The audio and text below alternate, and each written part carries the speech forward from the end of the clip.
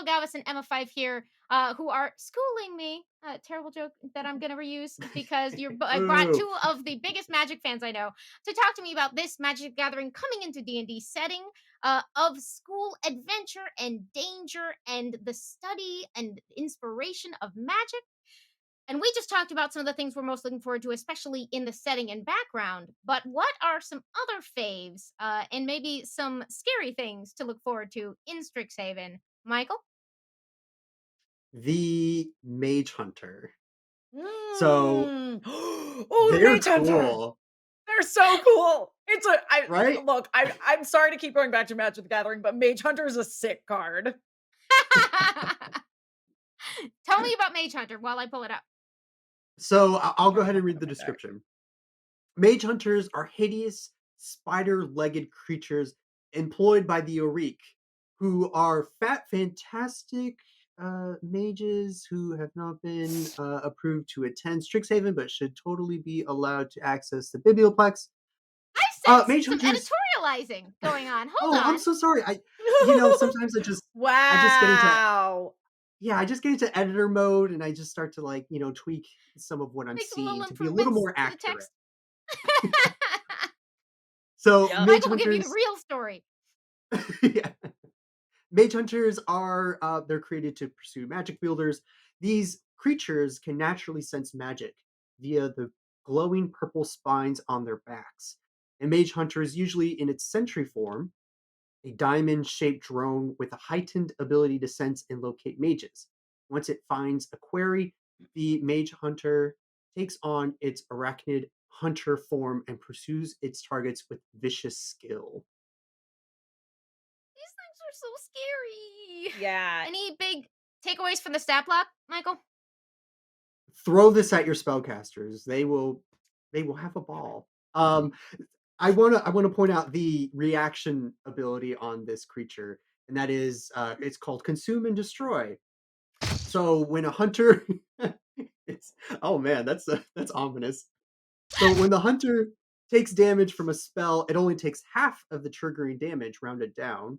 If the creature that casts the spell is within 60 feet of the hunter, that creature must succeed on a dexterity saving throw Or or take the other half of the damage. of the damage, which is a direct reference to the Mage Hunter's ability in Magic the Gathering, which is whenever an opponent casts or copies an instant or sorcery spell, they lose 1 life. Oh, mean. Mean and scary and I was like, I spider think I have shaped. a Mage Hunter in my deck. I sure do. I also I just love the flavor of this monster. When it's in its sentry form, so it's like this sort of like diamond shaped creature, and I just keep envisioning mage hunters in sentry mode within the swamps surrounding Witherbloom College, and they just hang out at night waiting for some Witherbloom student to just try and wander back, maybe from a party, trying to get back to the dormitories, and they are detected by a sentry and attacked in the middle of the night. And I think that's a great hook for a story, Yeah. for an adventure is that you get to class and so is missing. And then as you sort of investigate what happened to them, you discover that there is a mage hunter hiding within the swamps near Witherbloom. fantastic. And They are. They're big, creepy spider creatures when they're not like in the diamond form. I am very excited question mark to encounter these in my game, but they are undeniably cool. I will throw some love out to. I mentioned last week a couple of the things that jumped out at me, which were the where did it go? Um, the Ruin Grinder. I think is another of my favorite pieces of art here. Created by the Archaeomancers of Lorehold College, ruin grinders are mighty automatons built to excavate ancient ruins and artifacts. The massive toothed shovels attached to a ruin grinder's arms tear through millennia-old bedrock with ease, leading some Lorehold mages to fear that the grinders destroy more history than they unearth, which could make for a very fun must stop the ruin grinders that have been unwittingly unleashed somewhere where you're like, no, no, no, magical soil evidence is hidden in here and you're destroying it. They are large constructs. They are siege monsters. They are tunnelers. And they just, I think they sound very, very fun to throw into an adventure. They understand the languages of their creators but can't speak. Their challenge rating 5, so they'd be very nice for sort of an early party to have to attempt to stop. Or you could, I don't know, enlist them on your side in some sort of even scarier fight. Um, and then the other one I wanted that my favorite is Brackish Trudge, which has both one of the most evocative names and one of the coolest pieces of art in this book. Lumbering masses of sentient fungus and vegetation that thrive in the bayou. So, if your missing students did not fall prey to a mage hunter, you might have some other suspicions first before you get into it. But there's so much wonderful imagination in the monsters in this book and so much evocative stuff from the setting. Yeah. Any those are my two faves, I think, that I can't wait to meet and or try to befriend and or try to stop. I really like the brackish trudge because the first thing I thought of when I was going through the description of them was this seems like the perfect companion for myconids, which are these sort of like fungal humanoid type creatures. I think they might be in the basic rules. I maybe not, but this is this is the perfect mount for myconids if you have them in your campaign. I love that idea. Me and my noble steed, the brackish trudge. We will leave a trail of slime everywhere we go. I am cross-checking our facts on myconids because I cannot remember. So cover for me. There's a another monster that I wanted to talk about, the Archaic, um, which when you get the chance, Amy, the artwork is just absolutely stunning. So the Archaics are Oh, these yeah. just gargantuan, statuesque sort of creatures that populate the world of Arcavius. And within the lore, so Strixhaven. So the okay, I gotta rewind a little bit. So Strixhaven University was founded by five like very ancient dragons, right? And Dragons, each of yeah. the Who we dragons also get in this founded. book, FYI. Yes, the dragons are all in the book. Yes, I was surprised they gave us stat blocks for the dragons. I was I love very it. excited that there were stat blocks for the dragons because that was what I wanted to bring up, but please continue. Okay, Okay, okay, I'm we'll so get there. sorry. No, so no, it's great. So nowadays, the dragons are not that involved in Strixhaven. You know, they're not teaching classes or anything. However, they do have the job of voting on the Oracle of Strixhaven, which is another monster stat block that we get. And the Oracle of Strixhaven is sort of responsible for, they have a bit of control over Strixhaven's magic. So, like, Mhm. the oracle is responsible for sort of deciding like what are we going to do with this fount of knowledge that we have on Strixhaven campus, right? The current oracle of Strixhaven, worthless. Throw her out. She's terrible. Replace her with the leader of the Auric. Um, Oh my god. so when an oracle of Strixhaven passes away, they can be reborn as an archaic.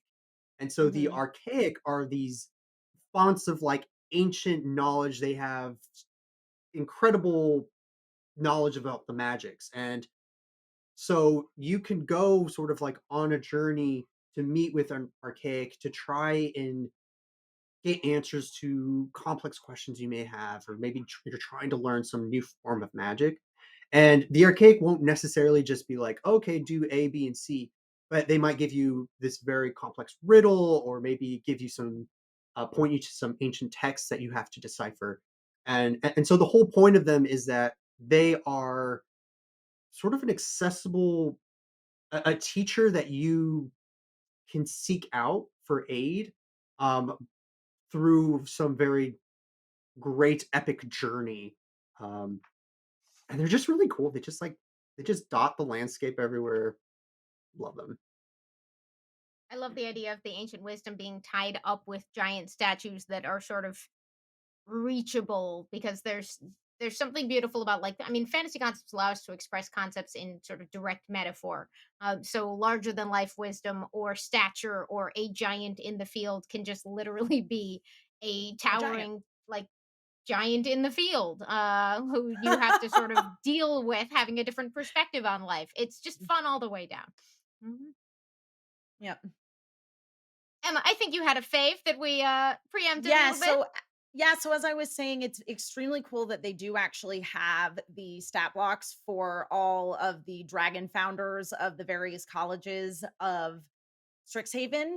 I think the neatest design, if we want to just show off some of the artwork, because it's really freaking cool. I think Belladrus Witherbloom is pretty sick looking. I also, yeah, Shadrix, the Strixhaven dragon, is awesome as well. But yeah, isn't that cool? Like they're really cool designs. Obviously, they're gargantuan dragons who were the ones that like Michael was saying, like they founded the college, but they're not necessarily super involved anymore. But it would be fun to play in such a way that there is a reason that these dragons would get involved, be they as friends or foes for some reason. And there are also, of course, stats for the Auric. Specifically, they have the Auric Blood Mage and the Auric Recruiter. So there's just so much fun stuff you can do with the Auric being like the the in the shadows enemies of all things Strixhaven. I feel like Michael's ready to jump in. Michael is the Auric Recruiter, Yeah, actually. I invited an actual Auric recruiter to stream to give us the pitch. Subtle mages who infiltrate Strixhaven in service to their order. They are adept at blending in, watching for powerful but underperforming mages and students who have Hmm. fallen through the cracks of the institution. The recruiters approach and befriend these individuals either as potential recruits to the Auric or as assets who can help the Auric acquire spells, rare spell components, or knowledge from Strixhaven. How's it going, Michael? I would like to point out that we did have a nice preview article on the Auric Recruiter. So if you want to check out their stat block, get a little more information on them, kind of find out what it is that they truly stand for and not this sort of ridiculous propaganda that you'll hear Slander. from these. This ridiculous slander that the Auric are Wow. all evil, but it's not true. Like It's they they're very culty. Yeah, Michael, you might be in a cult. We'll talk about it off stream. Yeah, Uh, call your dad. No, and then the other thing that's really fun is that all of the schools have mascots. So I did want to talk a little bit, especially because I rolled the like inkling manipulator person for Silver Quill about the inkling. So the inklings are, yeah, I mean, they're basically these amorphous floating blobs that generate endless ink. So they can be used a number of ways. I mean, if you just need to write a whole lot, an inkling is there for you. It's like the closest thing to having a word processor in the magical world of Dungeons and Dragons slash Magic the Gathering. Yeah, so they're the inklings can also uh, s- look. Ink is a very versatile sort of component. So the inklings can actually like spray ink themselves at enemies, but again, they generate endless ink, so it doesn't harm them at all.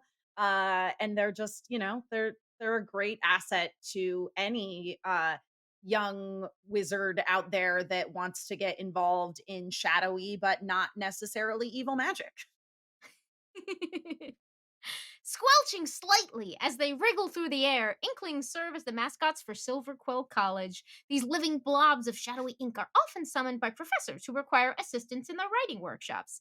The Inklings provide endless ink, or by lonely students hoping for company as they study. That's However, so Inklings can cute. just as readily support mages in combat, disrupting opponents' sight. See, So very your own useful. personal little squiddy, inky, adorable creature, Hmm. uh, which I'm just very excited. Their actions are blot, ink spray, and a bonus action, shadow stealth, which are just so delightfully flavorful. Uh, yes, these are all many reasons to be excited, many, many great faves from the book. And I believe we have some good questions that have come in. So let me go back through here. Oh, quite a lot of good questions. Sorry, y'all. We had a cop out answer to the what to wear to the masquerade question from Miss Scarlet Knits. A cop out answer, but allowable for what to wear to a masquerade. The one from Labyrinth. Doesn't matter whose outfit, the one That is from Labyrinth. allowable. I will allow that as a matter of fact. That's Uh, fantastic. question from Armand, not a halfwing. Which college would Lenore be part of? Oh man, what college would Lenore be part of?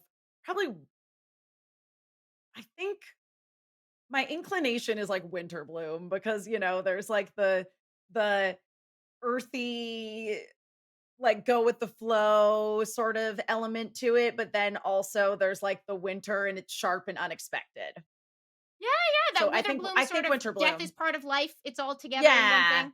Yeah. Yeah. I think Winter Bloom is the college Lenore would be in. She's got many sides to her. Yes. Without She's being too complicated. spoilery. Dennis Shaps asked if there's any advantage to having played Magic the Gathering Strixhaven previously, and I think Emma, you covered that very nicely when we were talking a little bit before, in that it could help to inspire you. Although I will vouch for the fact that you do not need to have ever played with them to dig Definitely into and not. enjoy this. Mhm. In fact, Void if you Human says haven't played it, this might inspire you to try it out because it's really fun. Void Human says how to convince my DM that owlins are not monster bait. Owlins are not monster bait. What? What? I'm See, even the sorry. arena on board. That's horrible. Owlin are awesome. Owlin are awesome. Also, Shale, the Dean of Radiance, is Owlin, as is Brina the Demagogue. So Owlin are very intelligent. They're extremely well spoken. There are many of them who are members of the College Silver Quill, which again is the College of Eloquence. So I don't know why your DM would think that Alan were just monster fodder because clearly they are very important contributing members to society. And I can finally show off this beautiful piece of art from the creating an Owlin section, which just again so cool, so inspiring. I'm going to assume these are probably a couple of Prismari Owlin based on flinging those elemental magic, so that they could be anything. Yeah. And I love them very much. Um, Yeah. let's see. We got some great ideas from Sellsword Virage. Put Strixhaven in a dark domain. Maybe make the headmaster or a student a dark lord. Very fun Oh, I possibilities love there. that. Sure. Yeah, it's fun. Grizzly 01810 asks if anyone has the number for the Strixhaven Financial Aid Office. Oh, now I just want to incorporate that into a campaign. Owlbear Bursar. Eridinsk says, I'd love to see Emma DM a Strixhaven game. Oh, thank In response you. to earlier. YNT Gamer says, are the schools in particular cities or can you put them anywhere? I think Michael Right. covered that really well. Yeah, you can translate this to wherever you need it to be. Yeah, you could even say, if, for example, you were to drop this in a metropolis, you could say that the college's magic has an influence around them. So Witherbloom, for example, even if it's in the middle of Waterdeep, maybe the few blocks surrounding the college actually are swamp-like or humid when you walk into them. So you could flavor them so that they can really fit anywhere. And finally, I believe Rogan27 suggests that if we go with Michael's suggestion and make the next Oracle of Strixhaven the head of the Auric, then they'd have an Auric. An Auric. Oh. Oh, no.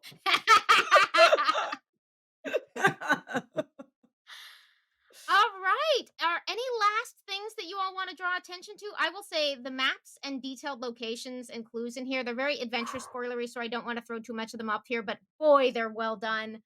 You should Mhm. absolutely check out an adventure that shows off one of them. If you haven't checked out a Fire Jolt Cafe adventure that you can play based on our own article up on D&D Beyond by Michael Galvis, you got to check that out because it is Very, very fun. And I think you even got a cool piece of developer feedback on that, Michael.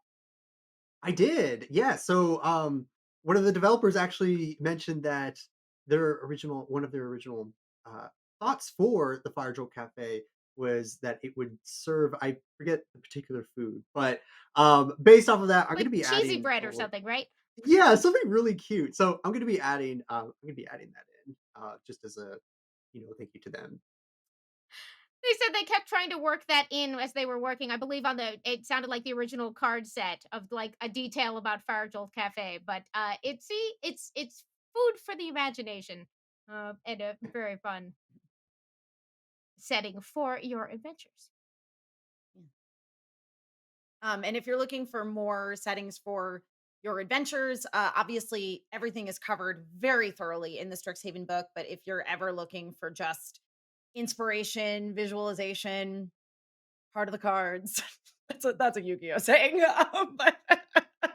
But what I'm saying is that the thing that is really cool is that these settings and these characters are all in the Strixhaven card decks. So it's just a great place to really like share in the like to do some cross pollination and create a really rich and thorough campaign or one shot masquerade dance if you're Michael Galvis just living out your high school nerd prom dreams. That's what's great, you actually can play each of these adventures by themselves. I think it sounds incredibly Yeah. fun to put them together in one four-year thing, but if you just wanna hop in straight into that one, it is ready for you. Michael, any other things that we didn't get to, you wanna make sure people are on the lookout for as they grab their Strixhavens? If you're still on the fence about the book, you can check out the preview articles that we've published on Strixhaven, so you can get a little more taste about like what's the Owlin race like, or like how would I go about building an Owlin. We have pieces on all of that, um, and I would say that if you, I just reiterate, if you're not a Magic the Gathering fan, don't let that be what scares No. you off from this book, because they did a really good job of making this. Um, its own like standalone sort of setting that you can inject anywhere. Kind of very similar to with like the Witchlight Carnival, where you can drag and drop it wherever you want. You can do that with this. You can also just have a lot of fun with the ideas that they give for the jobs, the extracurricular activities. There's some really fun spells in this. Um, so yeah, I think that anyone will find something in here that they really enjoy and that they can work into their own campaigns. Um, so yeah, I would say Yeah. give it a shot. Check out some of the preview articles if you're still on the fence. Yeah. I think you'll find that there's a lot of fun to be had here.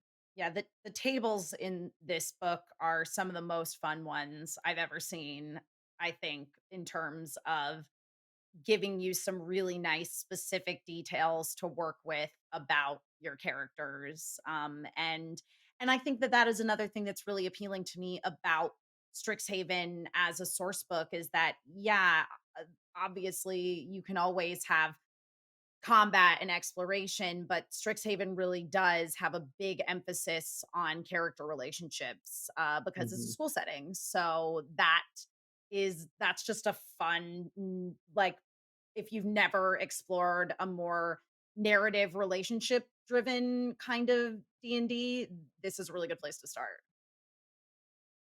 I totally agree. Although in terms of optimizing and all that, Michael, I'm going to have to pick your brain on some cool ideas for these dangerously powerful backgrounds and feats that let you just sort of splash some magic on any character that you want because they are Yeah. attending a school for mages. Some very Mhm. fun combinations and possibilities await us all as we crack into this book. Thank you both for your time. Michael, where can the people find you? You can find me here, also on Twitter at Michael Galvis, and I'm constantly pushing stuff out, publishing things on the homepage. So you can find my work there. Excellent. Your shirt is so good. Okay. Uh and Emma, where can the people find you in addition to perhaps tuning in on Fridays for the incredible Battle for Beyond? That's correct. Yes, you should check out Battle for Beyond at 4 o'clock p.m. Pacific time. It's something else in other time zones, but I live in Los Angeles, so that's the time it is for me on the D&D Beyond YouTube channel. What are we gonna we're on episode 5 this week. It's getting real. Yep. It's episode Yes. 5 of 6. So it is going down. Those of you who saw the last episode, we're we're we're possibly in trouble again, and also the party split up, but it's fine. So be sure to check that out.